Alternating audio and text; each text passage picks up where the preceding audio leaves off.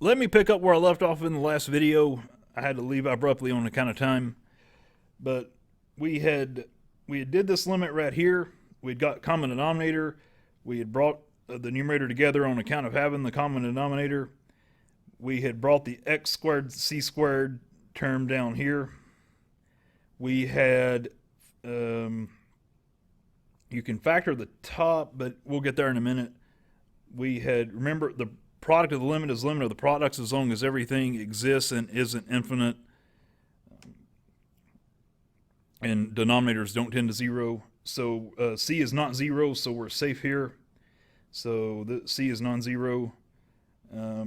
So that we just break this up, so we have limit times limit, and we just get, by continuity we can throw in c into x. That's a rational. 1 over c squared x squared is rational, so we can throw c into x. Now remember, c squared times c squared, you add the two 2's. 2 plus 2 is 4. Like if this was a 7 and this was a 5, you would add 7 plus 5 to get 12. But anyway, and then over here, c squared minus x squared, that's the difference of squares. C plus x, c minus x. Or, well, I put my c minus x here, or c plus x here, but we have commutativity. But anyway, so c minus x times c plus x. And then, actually I'm over here. Well, yeah, same thing, but over here is the more recent one. So we factored this guy, and we have the x minus c down here. And now I break it up again, but with the stipulation that x minus c and c minus x stay together, because that's my 0 over 0. And now that's not going to break up until I do some canceling.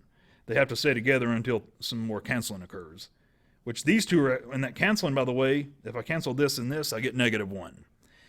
And now this is just a linear polynomial, an obvious kind. I just throw c into x. C plus c is 2c. And there's that right there. The 1 over c to the fourth, I'll leave it be for a minute. I get the 2c on account of this guy. And then now this guy, I get -1. Okay. You can't take these out of the limit until you cancel them. Okay. So you get -1. I'll go ahead and just cut to the chase. Okay, and so I get 2c. Now, -1, remember, if you multiply by -1, that's just going to zap a negative on there. That negative goes in front of that 2, and I get c over c to the fourth, but that's, I technically get -2c up here over c to the fourth down here, but this c up here cancels with one of these c's down here, and I just get -2 over c cubed. Because remember, c to the fourth is c times c times c times c, and that c up here cancels one of those c's down here, and I have just those 3 remaining, and this one is gone.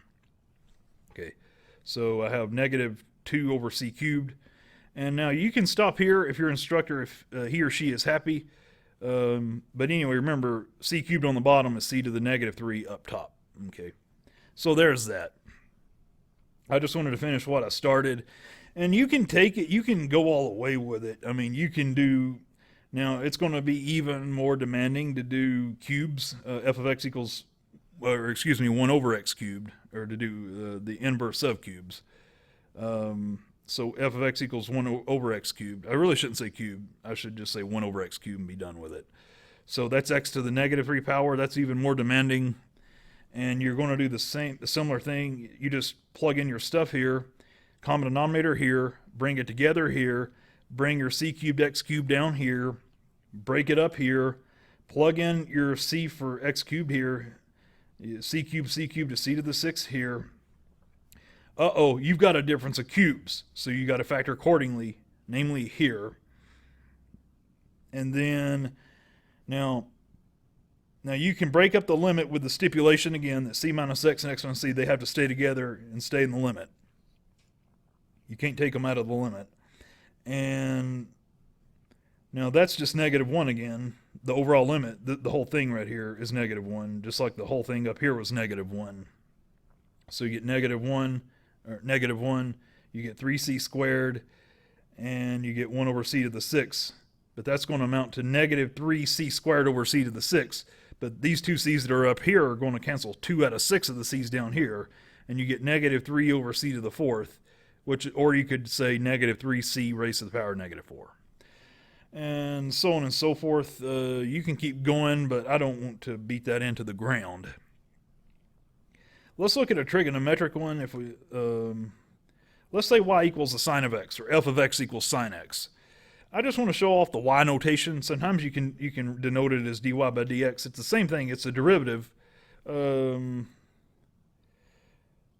Now I'm going to use the alternative definition, the definition 2. Instead of h, I'm using delta x. So h is going to 0, and instead of h, I'm using delta x means the change in x. As delta x goes to 0, you can replace the delta x with h. That's fine. I'm using definition 2 of the derivative. So let y equal the sine of x. We have dy by dx. The convenient thing about this notation is I don't have to evaluate it at a point c and then turn around and specify that c is any point, which is true, but this just saves me the aggravation. So dy by dx is the limit as delta x goes to 0 of the sine of x plus delta x minus the sine of x over delta x. Now, how do we handle that limit? The trig functions are a little different. You got to remember the laws of trigonometry. You remember the sine of a plus b, if a is this guy and b is this guy, is the sine of a cosine of b plus the sine of b cosine of a. And then don't forget to write and then after that, you put your minus sine x again. And then all over delta x. Now the trick is to break apart the limit. The limit of the sum is the sum of the limits as long as everything as long as everything is legit and exists, and that will be the case. We want to separate off this sine cosine and that minus sine. We want to separate them and sort of distance them from this middle term here. Now, you're like, well, Jason, why'd you do that? Because it makes things work nicely. Notice that we're only taking the limit as delta x goes to 0. X is not going to 0. It's delta x, remember, that's going to 0. So this notice that sine of x is common to both terms in the numerator. We can factor sine x out of the numerator and bring it all the way out to the side right here. Now, you can't bring anything with delta x out there like that, though. Just x, not delta x. So take sine x out here, and even then we could only do it because it was common to both this term and this term, okay? And if you factor out sine x, you get sine of x times parentheses quantity cosine delta x minus 1. And that's this guy right here. And the same old delta x on the bottom. And then in a similar fashion here, cosine x, we can take it out to the side because it's not delta x. It has no delta x in it. That's important that it does not. We can take it out here. And then we get this limit. Aha, you guys recognize this limit and this limit? This limit is 0. Remember, it's the negation of a limit who's 0, but remember the limit of the negation of f of x is just the negative of the limit. So 1 minus we know that the limit delta x goes to 0 of 1 minus the cosine of delta x over delta x is 0. And since this is just a negative one factor of it, it has to go to 0 as well. So this limit is 0, and we get 0, and 0 times anything is 0. That sine of x term is just going to get blasted away to 0. But hey, we remember this limit. That's our sort of our sink limit. That's just 1. And what 1 does is he doesn't change you. 0 wipes you away. 1 just leaves you unaffected. So we just get the cosine of x times 1. That's just going to be the cosine of x. This term gets destroyed to 0. This term remains unaltered. We just get the cosine of x. What have we notice, guys? What have we just said here? That's pretty big. The derivative of the sine is the cosine. We have just proven that. Oops, I went too far up there. But we had just proven, let me get back down. We had just proven that the derivative of the sine of x is the cosine. That's pretty cool. Okay, that's and if y is the cosine, we do the derivative of the cosine, and we're going to get the negative sign, or aka negative 1 times the sine of x. So the derivative of the cosine is going to be the negative sign, which I have yet to show. I show that here. So if you do the derivative of the cosine, you get the limit delta x goes to 0 of this, again, except we're doing cosine instead of sine now. But now you got to do the laws of trig again. You do the cosine of a plus b is cosine a cosine b minus sine a sine b by the laws of trig. And then you got your, apart from that, you got your minus cosine x dangling right here. And the whole thing over delta x. So that's our difference quotient limit. And then, so the limit delta x goes to 0 of this guy right here. So we get, now what we want to do is, so we get cosine. We want to bring, by commutativity, let me go back up. All I did here, guys, was commutativity. I moved the minus sine over here, and that minus cosine that was dangling, I moved him right here. I want these guys together. And then, now the next thing I do, I take a cosine out of the first two terms, and now that last dangling, now that last term, I can't mess with it. So I just factor out a cosine x. Now then I do the difference of the limit as a limit of the difference. So I get this guy right here minus this guy right here. But this cosine of x can be taken out to the side here. In a similar fashion, this sine of x can be taken out right here. So I get cosine of x times this limit minus sine of x times this limit. But remember, this limit is 0. This limit is 1. And so I'm left with 0 minus the sine of x, which is negative, the negative sine of x. So there's that. So the derivative of the cosine is the negative sine. That's pretty cool. Okay, we're doing trig functions now. Now here this is x to the fourth, and so but it's still, the good news is we don't have fractions within fractions. The bad news is this is still kind of pesky. So if I want to do dy by dx of x to the fourth, I have to take the limit, delta x goes to 0. I'm doing version 2 of the derivative again. So change the guard there for these last three examples. So I have x plus delta x. This is f of x plus delta x minus f of x over delta x. So because f of x is x to the fourth. F of x is my y, by the way. So I do x plus delta x to the fourth minus x to the fourth over delta x. But now you have to expand this out. By Pascal, you have, you remember from, well, you may not remember, but Pascal's triangle, you can do this longhand. If you don't like Pascal's triangle, don't worry about it. You don't have to go digging up Pascal's triangle. After some considerable time, you'll have to multiply x plus delta x. You'll have to FOIL him over him. You'll have to do 4 FOILs. You'll have to do delta x times delta x. Well, I tell you what you could do. You could do, the fourth power is just the square of the square. So you could do x plus delta x squared, get that, and then take that and square that, and you'll get this big old thing starting right here and ending right here. Now, that last term is just, that minus x to the fourth, that's just the term it's dangling on from this guy up here, okay? So you get all this right here, or from Pascal, we have a 1, 4, 6, 4, 1 pattern. If you do know Pascal's triangle, there you go. Okay, but notice this x to the fourth and this minus x to the fourth are going to mutually cancel, and you're going to be left with just the other terms, these guys right here. Notice that the terms left over have at least one delta x in them.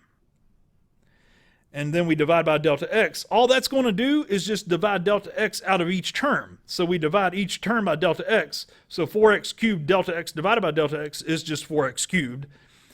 Now, 6x squared times the square delta x becomes 6x squared times just plain delta x. Each term loses a delta x multiplicatively. And then 4x delta x cubed becomes, well, oops, I messed up there. That should be a square there. Sorry about that, guys. I always have to make a mistake somewhere, it seems. So, and that 4 becomes a 3. So, forgive me about that. I'm sorry. And then, but hey, now we have continuity. You can just throw 0 into delta x, and we just get all that survives is 4x cubed. And that is just 4x cubed, and it's over. So we have shown that the derivative of x to the fourth is 4x cubed. Now I'm going to leave it for you to do this for a quiz problem. Do the derivative of x to the fifth. You can look up Pascal's triangle, or you can do it by brute force. Just whichever you'd rather do. For some of these easy ones, I might recommend looking at Pascal's triangle. Like for the fifth power, you get, well, I don't want to make a fool of myself. You get 1, then you get 5, then you get, let me put that on hold. I'm afraid I'll say something wrong. But anyway, just look at Pascal's triangle. I think I know it, but I don't want to mess it up. So I'll leave that one for you to do. Or if you don't like Pascal's triangle, just do it longhand. Now, for any integer n, you get this right here. Now, this is Pascal's expansion. You probably don't have to know this for a test. Don't leave here crying. I just wanted to show this off. This is a, or what do you call it, the binomial expansion. So I expand this in a binomial fashion like this. This is, you can look up the binomial expansion. You'll get this. So if you binomial expand this, you'll get all this. And then you get that dangling humble minus x to the n at the end. Now this x to the n cancels this minus x to the n, so you're just left with all the other terms divided by delta x. And this I know probably looks a little intimidating, but you're going to divide a delta x off of each of these terms that was upstairs. So each one loses a delta x. But once you do the dividing, you have continuity. You can throw 0 into delta x, not x, but into delta x. Keep in mind that's always been true for these past few examples. We throw 0 into not x, but into delta x. Be careful. So we throw 0 into delta x, and the only surviving term is nx raised to the power of n minus 1. Whew. I did a so-called binomial expansion there, but again, there's a rule that says that this guy will expand into this guy. You just have to look up binomial expansion to know that, okay? But if you don't lose sleep over this x to the n example, I would like you to do x to the 5th, though, okay? But anyway.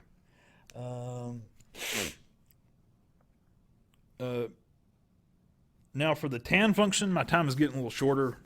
You take the limit, this limit right here. Now, by the tan from trigonometry, the tan formula, the tan of a plus b is tan a plus tan b over 1 minus the product of tan a and tan b. And then that's this guy right here, and then you got your original minus tan x that was already there. We just copy and paste that down here. And the whole thing over delta x. The bad news is this time we got fraction within fraction again. That's just something we're going to have to live with. So you want to get a common denominator, so you just do tan x. You have no choice but to really just multiply the whole guy, this guy, put him down here and put him up here. This gives you common denominator. Then you can bring the numerator together. You have to do it carefully because you're, so you can bring the, so you get tan x, tan delta x, and then minus this, that is a minus sign right here. So minus tan x times this guy over this. Now, but remember, by the rules of algebra, you can bring this guy right here down multiplicatively into the delta x, or distributively, multiplicatively, bring this guy down into delta x. So, and that's what I do on this step here. This guy comes multiplicatively down here in a distributive fashion. Now, I distribute my minus sign very carefully. So, a negative tan x times 1 is negative tan x. Negative tan x times negative tan x tan delta x is positive. Because the two negatives cancel, I get a plus sign right here. Tan squared x, tan delta x, and then over that denominator we talked about just several seconds ago, or a minute ago, whatever. And then, but lo and behold, now what happens? Aha, you see this tan x here and this minus tan x here, they cancel. Canceling is always nice. Anything that doesn't have a delta x usually will cancel in these. I dare say in calculus always. For our purposes anyway. So this cancels, and we're left with tan delta x, this guy here, plus this guy here. And then over this guy here. Now on that numerator, we can factor out a tan x. This is tan delta x times tan x, which is what tan squared means. Tan squared x is tan x times tan x. So, but hey, we can factor out a tan x, and we get 1 plus... no, excuse me. The tan x's are dead. So we're just left with tan delta x. I'm sorry about that, guys. Back up. For a minute ago when I said that we could factor that each guy has a tan x. No. Each guy has a tan of delta x, not tan of x. Sorry about that. So we can factor out a tan of delta x, and that leaves 1 plus tan squared here and the same old denominator. Let me pick up on the next video. I'm running out of time. Thanks.